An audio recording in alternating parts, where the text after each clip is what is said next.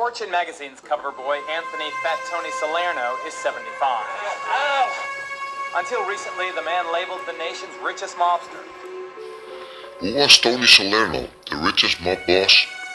Anthony Fat Tony Salerno was an American mobster who served as underboss and front boss of the Genovese crime family in New York City from 1981 until his conviction in 1986. Salerno was born and raised in East Harlem, New York on August 15, 1911. In his youth he became involved in gambling numbers, loan sharking and protection rackets for the Luciano family, which later became known as the Genovese family. Salerno was a member of the 160th Street crew, headed by Michael Trigger Mike Coppola. Salerno climbed the family rank by controlling a possible $1 million a year numbers racket operation in Harlem and major loan sharking operation in 1948. Coppola fled to Florida to escape murder charges and Salerno took over the crew. In 1959, Salerno divided his time between a home in Miami Beach, Florida, a 100-acre estate and horse farm in upstate Rhinebeck, New York, the Palma Boys Club in East Harlem, and his apartment in upscale Gramercy Park section of Manhattan. Salerno served as consigliere, underboss and acting boss of the Genovese family. By the 1960s, Salerno controlled the largest number racket operation in New York, crossing up to $15 million a year.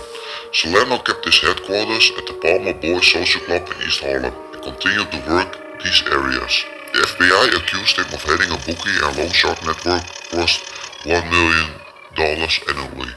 Salerno hired Roy Cohn as his attorney.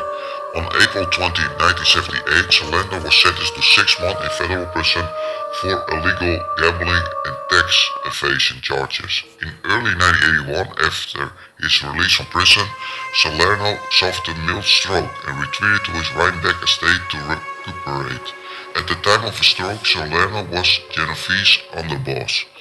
After Salerno's recovery from his stroke and the March 31, 1981 death of Genovese front boss Frank Terry, Salerno succeeded him, although law enforcement at the time that Salerno was the boss of the Genovese family.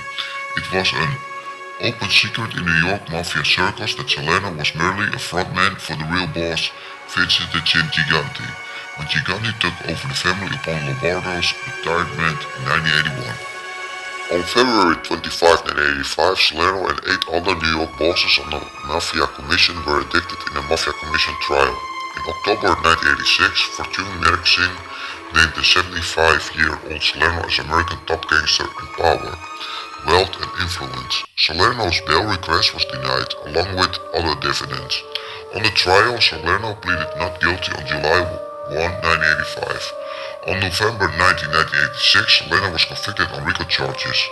On January 13, 1987, he was sentenced to, along with 6 other defendants, to 100 years in prison without parole and fined $250,000. While awaiting the Mafia Commission trial, Salerno was indicted in a separate trial on March 21, 1986.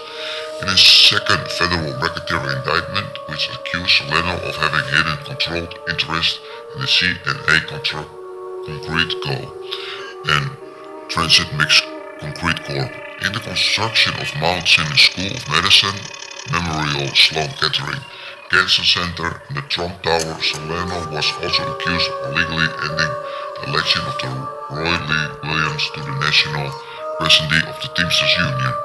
Salerno pleaded not guilty on all charges. In October 1988, he was convicted and sentenced to 70 years in prison, including $376,000 fine in order to forfeit and half of racketeering proceeds, estimated to be $30 million. In 1986, shortly after Salerno's conviction, in a commission trial, Salerno's longtime right-hand man Vincent the Fish Cavaro turned informant and told the FBI that Salerno had never been the real boss of the Genoveses, but merely a front for Gigante. Cavaro also revealed that Genovese family had been keeping up the ruse since 1969, and the FBI bulk had captured a conversation in which Salerno and Capo Matthew Matty the Horse Nino was revealing a list of prospective candidates to be made in another family. Frustrated that the nicknames of the wannabes hadn't been included, Salerno shrugged and said, "I leave this up to the boss."